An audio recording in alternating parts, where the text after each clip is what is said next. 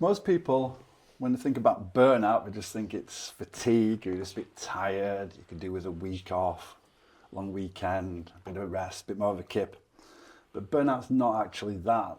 Burnout's actually physiological state change. You're actually damaging your nervous system and your brain. Most burnout comes from people, and as most as business owners here, it's pushing ourselves for too long, too hard. You've got two sides to your nervous system, really. You've got your sympathetic nervous system, which is responsible for action and activity and focus and getting stuff done, which is what we rely on most, but that's also responsible for fight or flight. And when we use the analogy of a car, we can look at that like the accelerator, and we've always got the foot down on the accelerator as business owners generally. But the other side of it is your parasympathetic nervous system. Now that's responsible for rest and relaxation and recovery, and unfortunately we don't put the brakes on very often. So if you're running a car at high revs all the time, you're going to burn your engine out, and eventually if you don't put the brakes on, you drive off a cliff. And that's essentially what burnout is.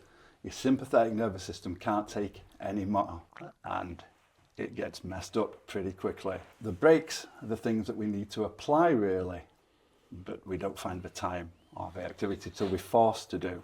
So most people think fatigue, but this is massive state change, unfortunately, in ourselves. Because the sympathetic nervous system is responsible for fight or flight, it always has your brain on high alert for these things. But we're always in a state of stress generally in life, just the way we're built and the way we develop. So we need ways to find that balance and regain that balance in ourselves. Unfortunately, as we head towards burnout, then it's harder and harder to recover it the further and further you go. It starts to be noticeable in your family life, in your business life, and for yourself. And if you've got teams, and in your teams, it's very recognizable as well. So things you might see in yourself is you lose all your joy.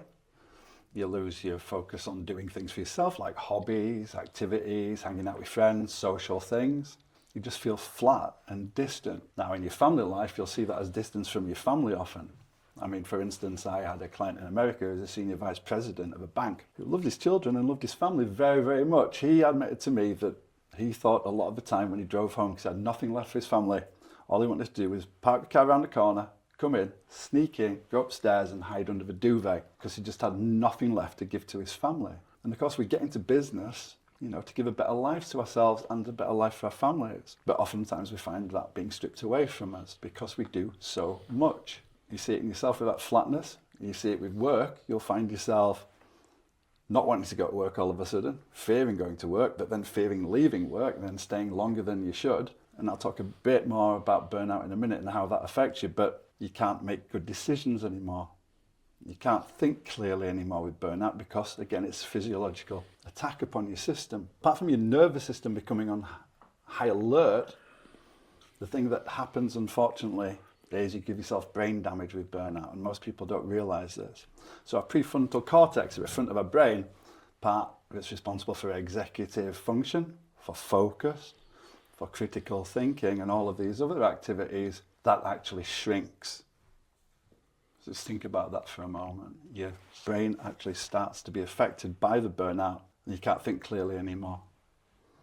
And at the same time, there's an unfortunate side effect of that. The amygdala, the fear centers, the centers responsible for keeping you safe, they actually grow. So all of a sudden, you're more afraid of things, you're more reactive to things, and you're not there in the moment.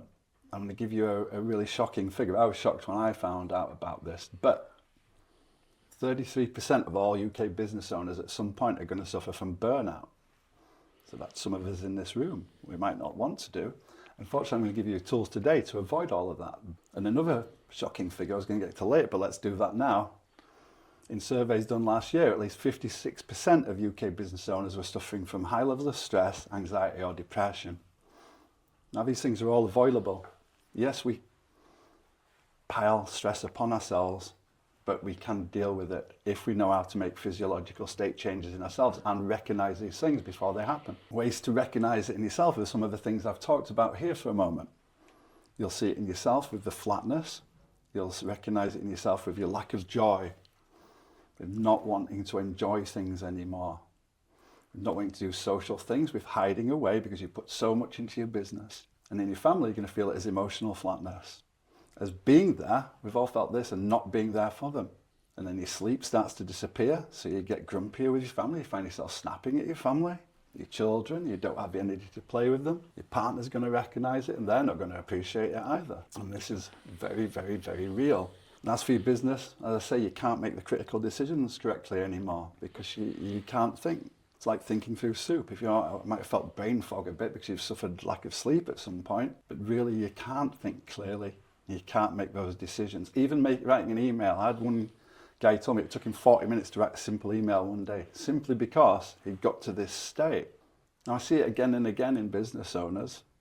They think they can think their way out of this stuff or force their way out of this stuff because that's how they've worked all their lives. But it doesn't work. You need the right technologies to change these things around if you've burnt yourself out. Now the good thing about it all is it might take years to reach burnout, but you can transform this stuff really quickly. Within a couple of months really. Generally about 3 months, but the brain neuroplasticity is always there, so the brain can rebuild quicker than you'd think with the right things put in place and the right changes made in your life. We need to be aware of all this stuff, and you see it in your teams as well. You'll see them. They're burning out. You'll see more absence, more sickness. You'll see projects not done on time. You'll see fractiousness in there. You'll see flatness in there. And it's just something for you to keep an eye on and to recognise in yourself and in others. So it's a good idea to monitor yourself, just to see how you're performing. We all suffer from stress in our lives. Now eustress, which is the good type of stress, if any sort of stress is good, that's the stuff that gets us activated, short term, and that's where the adrenaline and the cortisol come in handy. But when we're in burnout, we're in distress. And that means you've got the noradrenaline, adrenaline for the brain, the adrenaline in the body and the cortisol flowing around your system all the time. And you'll have these physiological changes. Because you're suffering from stress, you'll be breathing more rapidly. Unfortunately, your diaphragm sends messages to your brain about what sort of stress state you're in. So when you're breathing faster, it dumps more stress hormones in, readying you for fight or flight. And if you're ready for fight or flight, then again, critical thinking goes because the blood gets taken away from your brain to your muscles and to everything else to get ready. And because you're breathing shallowly, then the accessory muscles kick in. And that means they send messages to your brain that you're in fight or flight. Thus more hyper-awareness of your sympathetic nervous system, which isn't really sympathetic at all. And you end up in this vicious cycle, making yourself more stressed, making yourself more anxious and finding no way out of it. So in the long term, what burnout's going to do is it can ruin your life, can ruin your family's life, can ruin your business life. But again, as I said, there are simple ways to recognise and to put in place to deal with that. You know, having good sleep and getting exercise and eating well and all the rest and all these things are really great. And I highly recommend you all do this sort of thing. You know, this happened to me when I was at university. I was at film school, I was trying to run a small business, I was trying to do my finals, I was trying to get a first. But I was also coming down with fibromyalgia, which is like a chronic fatigue syndrome with lots and lots of pain involved in it. And as I got to my finals, I just tipped over the edge. I had to drop out, take a year out, do my finals a year later. And when I did that, I had nothing left. I got medically retired at a young age until I found advanced high-level Tai Chi, which is the world's highest level of health art and martial art. So I was medically retired, told I couldn't work again, found that and built myself back up. And I just thought it was my energy, my vitality, and to get rid of the pain. But no, I'd burnt myself out. I also had to rebuild my nervous system. And it took quite some time. And this is why I set out to help others to have better lives, to not struggle like you have to do, because there are techniques and technologies out there that can transform all of our lives and our teams and our businesses, making us function as well as our business, if not better. That's what I do nowadays. But I know what it's like to struggle with that. And it's not cool, and you can't think your way out of it, as I found, unfortunately. Clever as I might have thought I was, that does not work. Do you think any of you are have you felt you might have suffered from burnout or some stress and anxiety in your lives that's affected you? Oh yeah, most definitely. Yeah. I talked to a guy, when I bumped into you, and I went to see Rory last week, who is supposed to be here, funnily enough. He hit it not too long ago, and the same thing had happened to him, and he burnt out. And now he's putting things into place to make sure that never happens again, because he's got 2 young kids. He didn't want his business to fail and his life to fail. Another guy I talked to fairly recently, he'd had a heart attack because he put so much into his business. And now after months and months of recovery, he's going to have to get a job because he can't run his business anymore. And where do you find yourself there? So what I'm going to do now teach you a little recognition system. And this will help you. Now, this system is really helpful because it can do a few things for you, but I'll talk about for stress and anxiety, because stress is what leads to burnout. Imagine a car. We're driving our car along, there's a green light, and we can go, and it's all good, it's a sunny day, and it's all lovely. If we see an amber light, then, we need to be a bit more cautious, we need to slow down and stop. And red light, of course, you're going to hit something, possibly, or something's going to hit you if you drive through that. And this is why we need to recognize when we hit that amber light, because stress doesn't just come on all at once and hit you. It's not a big dramatic thing. It's like the warning light going on in your car saying you need to look at something. But again, as business owners, we push that thing. We're like, oh no, we're doing all right. Sod that, I'm going. And this is where things start to fall apart. For most people, there are recognition signs in themselves that they can recognize, whether it's negative self-talk, whether your shoulders are coming up by your ears because you're so tense, whether it's a racing heart, situations you might find yourself in, whether it's getting short and snapping at your family, not dealing well with colleagues or people who work for you. You all know what these signs might be. So the first thing is to recognize those and have a little list of those so you can be aware of when this stuff starts to happen. Because if we get to red light and we're going from stressed and a bit tense and all of these signs to red light, panic attacks, anxiety attacks, heart attacks, and all the other things that come with it. Lest we forget that stress is the number one workplace reason for absence and sickness nowadays. And all the different problems that come from that, from stress eroding your system and messing it up. Because our brains are an interesting thing, like just with a film where you can be emotionally impacted by just seeing some celluloid images going past, your brain can't tell the difference between a really good story or a picture and reality. For instance, I had a client and she had been had a violent partner, and whenever she heard the door open, she knew he might come in and some of this might happen. So when she got rid of him and worked with me and I managed to sort her out, she needed an anchor. So her idea of a perfect calmest state she'd ever been was when she got rid of that guy. And she was in Cornwall standing on a beach. It was a sunny day, which is nice for England. And she could hear the waves and the birds and feel the wind and the sun. And that was a calm place. So for all of you, for a moment now, I want you to just take a moment and think of the moment where you've been your calmest, your most balanced, your least stressed or anxious. You might have been meditating, you might find yourself on top of the mountain, might be with your kids, could be in some woods, could be anything. But it's that place for you. Now the importance is you need to see it, you need to feel it, you need to hear it. You need as much sense input as you can. And once you've really anchored that as a place you can go to, you need to take a couple of actions. So you recognise that you're at amber light, you need to change your stuff around. So you need an action. Now if you're with people, generally I recommend something like a tight fist. You can hide it behind your back, whatever it is, don't be punching them. But you need some sort of concrete action. And at the same time, take a deep in-breath. Then say to yourself, state change. Keep the fist, hold the breath for a moment, and go back to that place where you're calmest. And your brain will recognise this as a reality. As you state change, and you see and feel and hear this place, breathe out, let go of the fist. And you'll find, physiologically, you'll find great change really rapidly. Your heart rate will go down, your breathing will ease, you'll be able to think more clearly, and that will work really, really quickly for you.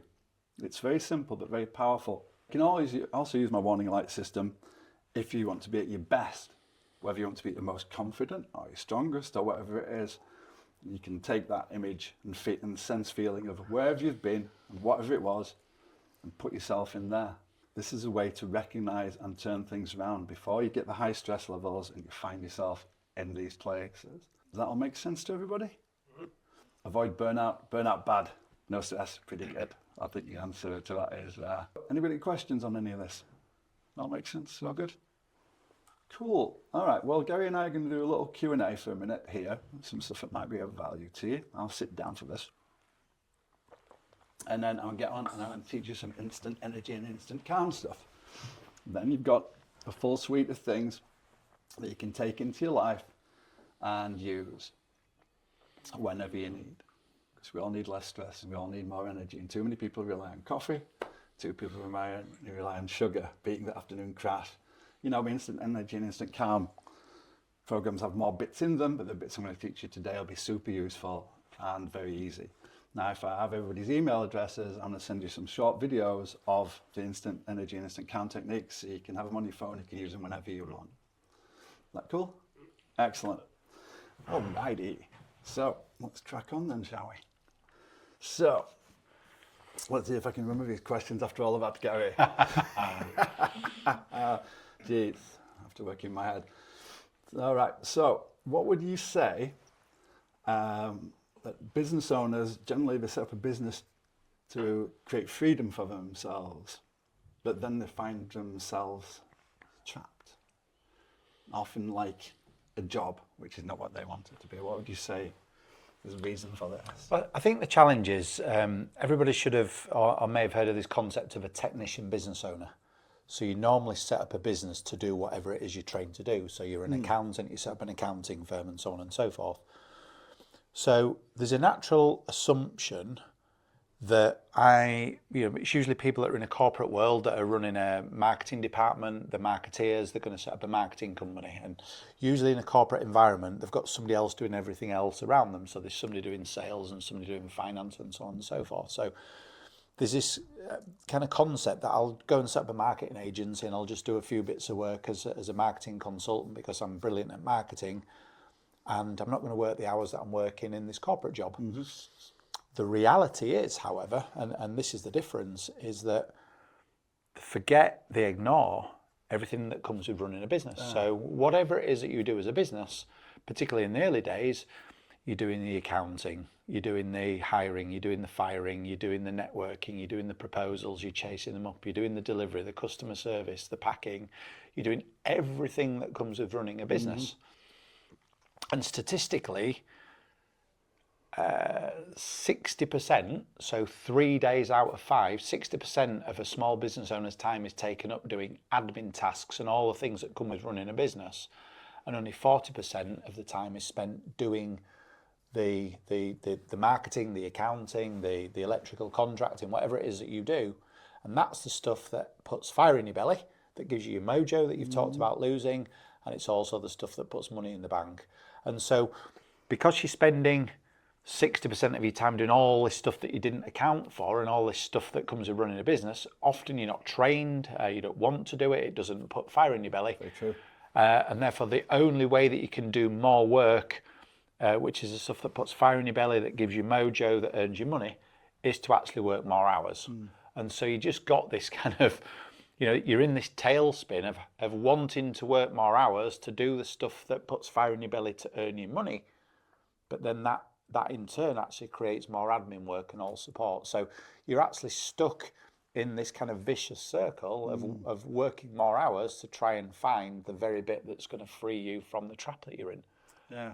And that's the business owner's trap. You're stuck doing all of these things that you didn't anticipate you'd be doing. Certainly. I've noticed that in myself. It's just like, ooh, I really hate all these things, but now I've got to do all these things. I just wanted to help people and fix people's lives. And I'm like, damn, I don't like admin.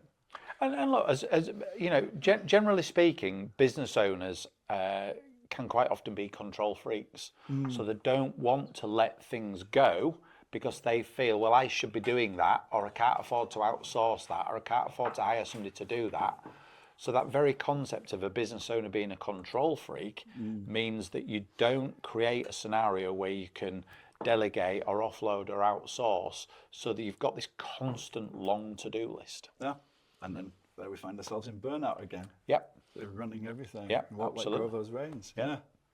Very, very true. Thanks, Gary. That makes a lot of sense. So how would you say that business owners could recognize when a business needs them more than it should to operate?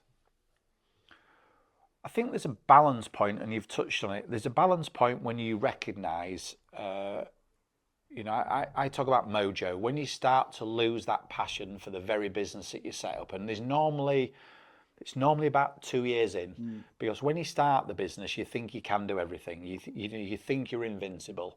I'm just going to set up a marketing agency, I'm going to deliver some marketing, and before I know it, I'm going to be sat on a beach and everything's brilliant. Yeah. And it usually takes about 2 years before you realise that actually there's a lot more to running this business than just rocking up and doing a little bit of whatever you've been trained to do. All of these extra things that I talked about. So it's usually at that 2-year mark that you realise that this long to-do list is never going down, that you can't constantly work 60, 70-hour weeks. And what's happening, because you're working that amount of hours, is that you are letting your own health and well-being go. You know, I can't remember the last time I went to the gym. I'm eating poorly because I'm constantly looking for carbs to top up my energy. I'm addicted to social media, so I'm looking for dopamine hits because I'm struggling with time all the I'm struggling with energy all the time, and you've lost that mojo, you've lost that passion for the business. And it's at that point, usually when I'm having a conversation, that says, well, you need to find somebody to do the accounting, you need to find somebody to do the marketing, the social, whatever it is, those very, very things that take up your time, take up your energy, and certainly don't put fire in your belly. And there's a tipping point. Yeah, that makes sense. It really does. Again, I've seen it. I'm sure a lot of us have seen all of that. That's good stuff. So we were talking the other week about this. So what do you think the benefit is for business owners to have someone to be able to talk through all of this? I know that business owners, again, keeping hold of those reins, feel isolated, don't want to look weak, and don't want to overly share with people. And as men, often we've been trained for not to do that because we're men and we should deal with it. But that's not really good for you, is it? Yeah, I think male pride particularly is a massive issue. You know, we don't want to admit failure. We don't want to admit that we don't have all the answers, and we don't want our pride damaged, for sure. But the reality is that, you know, the best people in the world, whether it be Elon Musk or, you know, Zuckerberg or whoever it is, all of these people have got somebody to chat to. Quite often, you know, your spouse doesn't have the time or doesn't want to hear or doesn't understand, so you can't talk to anybody at home.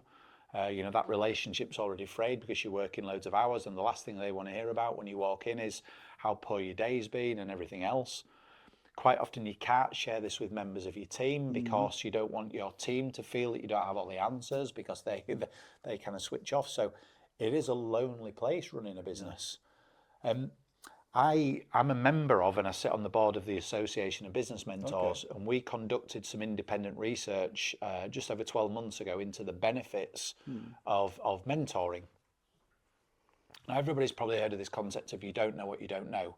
You know, if you don't have the answers, you don't have the answers. So, and when we go into a business, quite often, you know, there is no guide, there is no book that tells us. We're all kind of just navigating our way through and winging it to a degree. And it was really interesting, the stats that came from this report of 200 businesses that had all had access to mentoring. Yes, 60% had seen an increase in revenue, and that's quite often in a business. You want to increase your revenue because it validates and it brings the money in. 60% had seen an increase in profitability in cash, and of course cash makes the world go around. But really, really interesting, approaching 70% of business owners felt that their well-being and mental health was better as a result of having somebody independent and impartial that they could chat to and share their frustrations. So it's a real interesting stat to say that 70% approximately of all business owners felt that they were a lot calmer, a lot more structured, as a result of being able to share their challenges and frustrations with an impartial person that understands what it's like to be running a business. And you know, that was an unexpected benefit from mentoring that we saw. Well, it's very valuable, definitely. I know most people find some benefit from talking to other people. That's why Talk for It become so popular, really. Yeah, and this concept of, you know, we don't have all the answers, and I think there's a turning point in every business that I've ever spoken to. There's a turning point in my business. You know, I was at a point where I was working 6 days a week. I was working at 1, 2 o'clock in the morning, doing expenses, claims with receipts everywhere. My relationship had broken down. My son, I remember, he was then on holiday one day, and he's in the pool playing, and he says, "Dad, come and play with me in the pool." And I says, "I've just got one more email to do." And he says, "Dad, you're always on your phone." And he turned away in disgust, and I was like, it's like a dagger to the heart, But the reality is, you know, I'm doing emails while I'm on a sunbed because you've got to kind of make ends meet. And that was the point. I thought, I can't continue doing this. And I got myself a mentor, and within a handful of months, I'd completely not only changed my business model. I'd flipped everything on its head. I'd gone from working 6 days a week to 4. I'd increased the amount of time I was spending doing the stuff I loved, and I'd outsourced all of the things that I was doing, and I justified why I was doing it. But actually, quite frankly, I wasn't the best person to do it. So, you know, there's a little bit of being humble enough to accept that I didn't have all the answers, and that somebody had answers for me. But it's, you know, it's a big leap of faith to find the right person, and it's not always easy justifying the time when you're already working long hours, and justifying the investment when things are often financially tight. But I think finding the right person to be able to kind of share those frustrations and challenges with, and get some strategies and some answers back is very, very powerful. Yeah, that makes sense. Cool, thanks. So how do you think that what separates business owners who manage to get themselves from this stuckness to the ones who remain stuck? I think the first step is acknowledging there's a problem. It's a bit like, you know, somebody that's got alcoholism. You know, the first thing is you've got to admit that there's a problem, because until you admit there's a problem, you're not going to do anything about it. So there's got to be a problem that you admit, and that might be, you know, my son telling me, "Dad, you're always working," and being heartbroken, you know. And so there's always signs that there's an issue, you know, working weekends, working nights, working bank holidays, snapping at your children and your family, not going to the gym, eating poorly, sleeping. There's always signs that there's something wrong. And I think, like you say, it's seeing that amber light rather than waiting until it gets to red. Yeah, definitely. Those businesses that succeed with this are those that invest their energy, their time in building systems and building a team. You know, you can't do everything. We're not superhuman. So when I got that mentor, one of the first things I did is I drew a line down a piece of paper, and I write, these are all the things I should be doing, and put fire in my belly and give me energy. These are all the things that it's almost like drains and radiators. You know, these are the things that drain my energy. These are the things I might be great at it, but I shouldn't be doing it. And what that did is it created a job spec for who can I find that I can outsource all of that stuff to.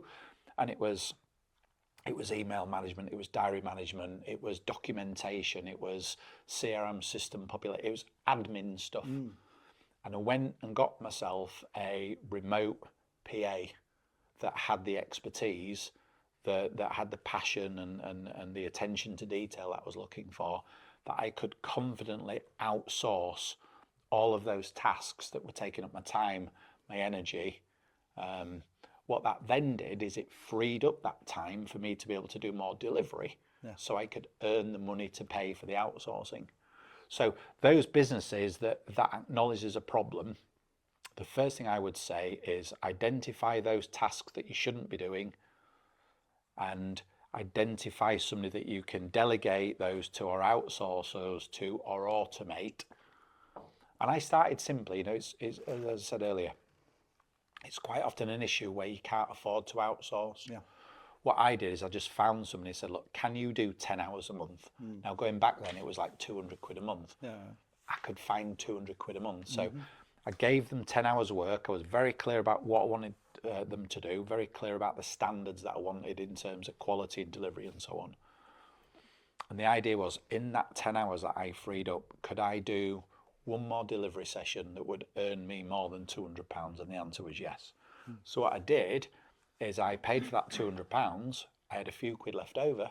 So the next month I did 30 hours. And the next month I did 40 hours. And I just built up from a small base until I've now got somebody that works for me 50% of the time.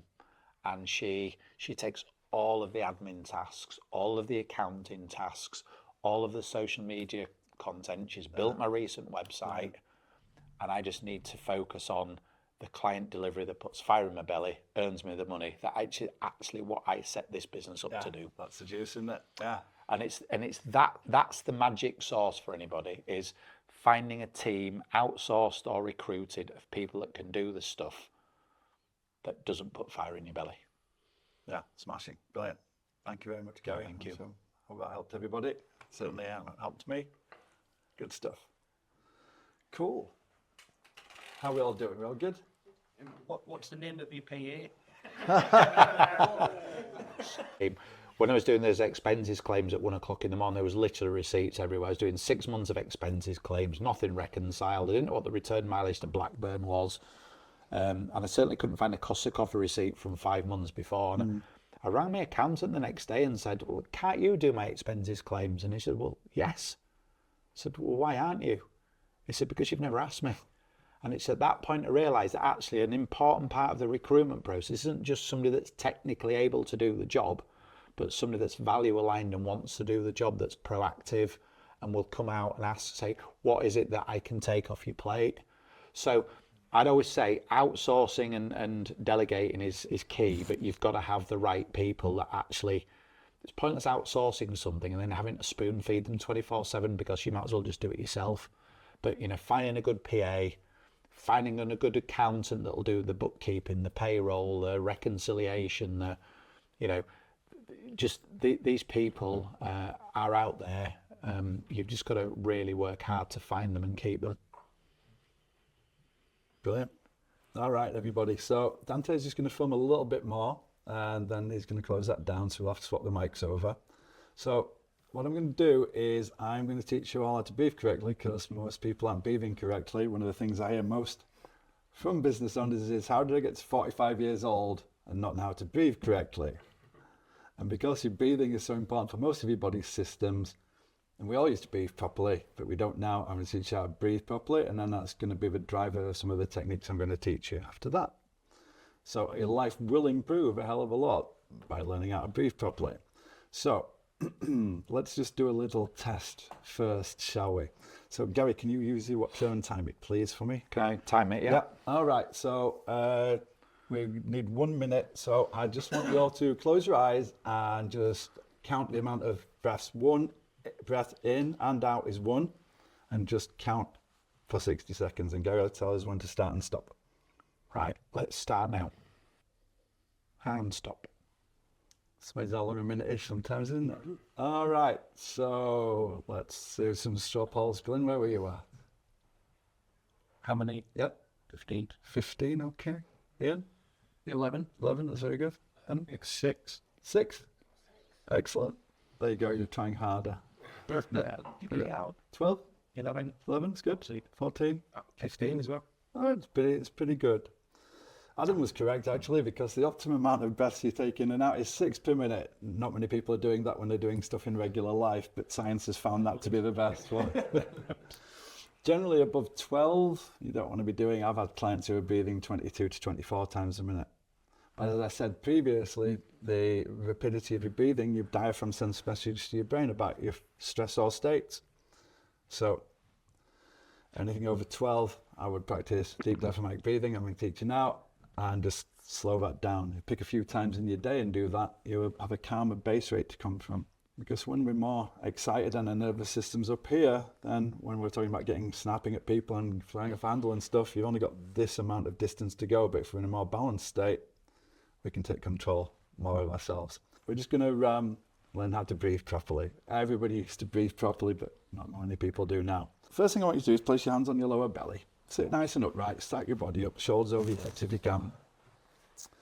And if you've got children, you look at little children, you see the belly going in and out when they're breathing, and that's what used to happen. So when your belly goes out, it draws the diaphragm down. As your belly comes in, goes up like a little trampoline, gets rid of all the waste toxins and CO2, etc. So just push your belly out very gently and pull it in a couple of times, softly as you can. So we don't want to tense. It might feel a bit juddery, but we want to get this mechanism going.